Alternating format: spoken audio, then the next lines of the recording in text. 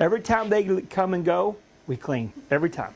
Extra cleaning is just one of many precautions being taken in the wake of COVID-19. Right when our guys get to the front of the building, you know, they have to have their mask on, everybody's temperature checked, there's trainers sitting there at the door, there's one way going in and out. 65 WKU football players are in their second week back on the Hill, keeping a safe social distance. Whatever the governor says, we're doing it.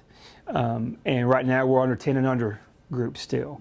We have different flights in the locker room where it just doesn't allow everybody to be in there. You got to go in with a group of 10, and there's only one area you could be for your group. The student athletes are handling all the precautions like champs. I'd say it's been an easy adjustment just because the strength staff and the training staff had done a great job of explaining what needs to go on. They're also staying motivated. Having that same focus every day, no matter the circumstances, you know, we still have to come in here and live like it's a regular day, regardless of the pandemic. From March until now, athletics stopped. And these kids' drive and desire and passion to do this and be back in the middle of it, back here with their team, probably motivated them.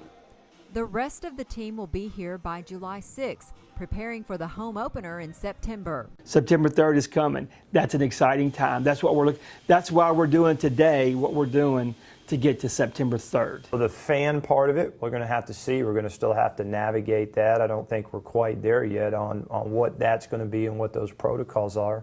But we hope that, you know, by the time we hit September that everything's good and that the fans are back in the stands.